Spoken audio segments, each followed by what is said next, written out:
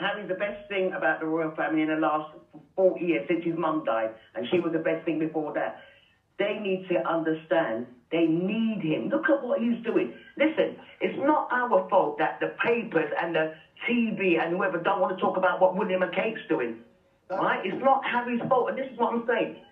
William and Kate has been sidelined, according to some people on your panel. Is that their fault? Did we put the news out there? All right, Maria, thank you. So all of a sudden, it's all Harry's fault. It's funny how things change, isn't it? For years, the story we were told was all about the Prince and Princess of Wales.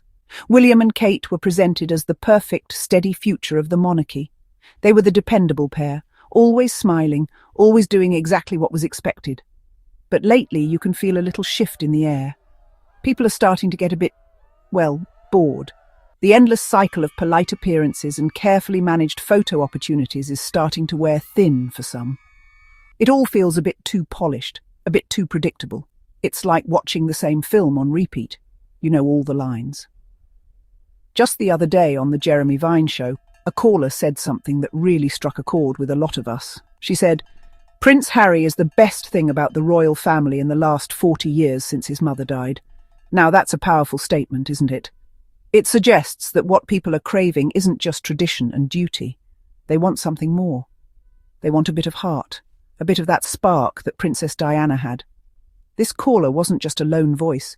She spoke for a growing number of people who feel the royal family lost its most relatable connection when Harry stepped back. When you think about it, the caller really hit the nail on the head.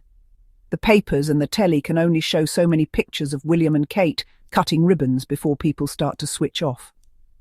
It's not that anyone dislikes them, but the excitement just isn't there anymore. The conversation has become stagnant. That caller's comment wasn't an attack on the Waleses. It was more of a plea. It was a cry for the return of the one royal who made things feel exciting, unpredictable, and most importantly, real. And let's be honest, it's not Harry's fault that people feel this way. He never wanted to fully abandon his duties. He just wanted to do things a little differently. His recent visit to the UK in September, where he met with his father, King Charles, reminded everyone of what they've been missing. Seeing him back on British soil, even for a short time, brought a buzz that has been absent for far too long. It highlighted the massive hole he left, not just in the family, but in the public's connection to the monarchy itself. People miss his energy. When you look at Prince Harry's charity work, you can see exactly why people are so drawn to him. It's not just about showing up and shaking hands. He gets properly stuck in. Take the Invictus Games, for example. He didn't just lend his name to it, he created it from the ground up. It was his idea, born from his own experience as a soldier. He saw his fellow servicemen and women struggling with life-changing injuries, and he wanted to give them a new sense of purpose. That's not just charity, that's passion. It's a level of personal investment that feels genuinely different. This hands-on approach is what sets him apart. He doesn't just talk about issues, he lives them. His work on mental health is another perfect example. He's been so open about his own struggles, which has done more to break down the stigma around mental health than any number of formal speeches could. When a prince admits he has needed help, it tells millions of ordinary people that it's okay for them to ask for help too. It's a powerful, direct way of making a difference that goes beyond the traditional royal role of being a distant patron. In contrast, Prince William's work often feels more traditional.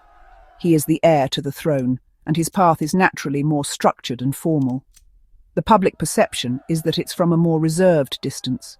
We see him at official events and delivering carefully prepared speeches, but we don't always feel that same raw, personal connection.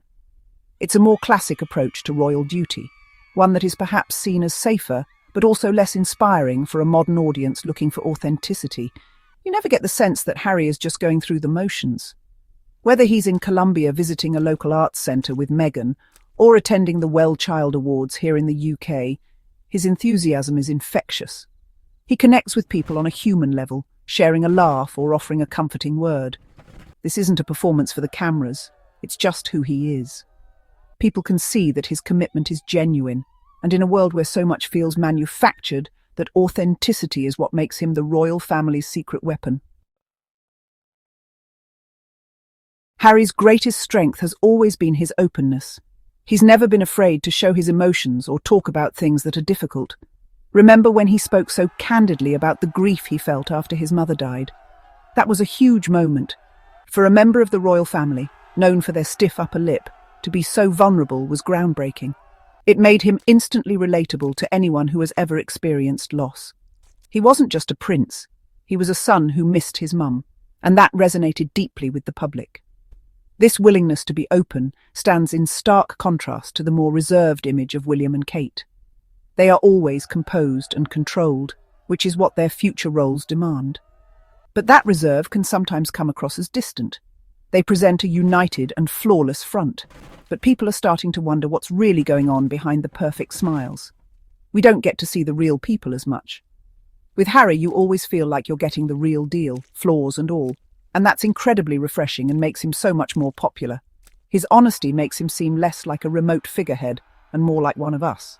When he talks about the pressures of royal life or the importance of family, it doesn't sound like a prepared statement.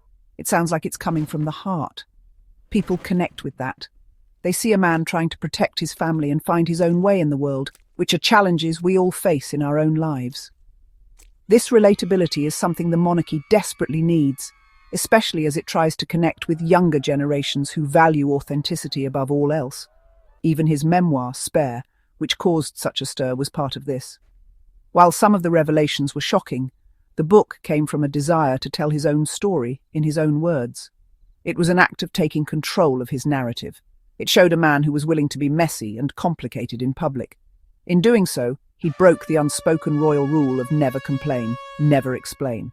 He proved he was a person first and a prince second, and that's precisely why so many people feel such a strong connection to him. You can feel that the public and the media are growing tired. The constant, predictable coverage of the Prince and Princess of Wales is leading to a sense of fatigue. There's a limit to how many stories you can write about school runs and official engagements. The royal family needs a bit of star power, a bit of unpredictability to keep people interested. Harry brought that in spades. His departure left a void that has been impossible to fill, and the institution feels flatter and less dynamic without him. The sparkle has definitely faded. Think about it. Who else in the family has his global appeal and easy charm? Harry has a unique ability to connect with people from all walks of life, just as his mother did. He can be serious and deeply engaged in a cause one moment, and then be sharing a joke with a veteran the next. This mix of sincerity and fun is what made him so beloved in the first place. He modernized the image of what a prince could be, making the monarchy seem relevant and approachable in the 21st century. That is why so many people believe Harry is needed back, perhaps in a more flexible, modern role.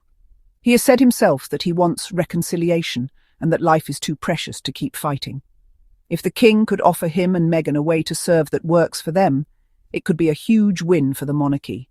It would show that the institution is capable of evolving and adapting, something it has been criticised for failing to do in the past. It would bring back the energy and excitement that has been so sorely missed. Ultimately, that caller on the radio summed it up perfectly. Harry represents a different kind of royalty, one that is based on connection, action and authenticity rather than just tradition and ceremony.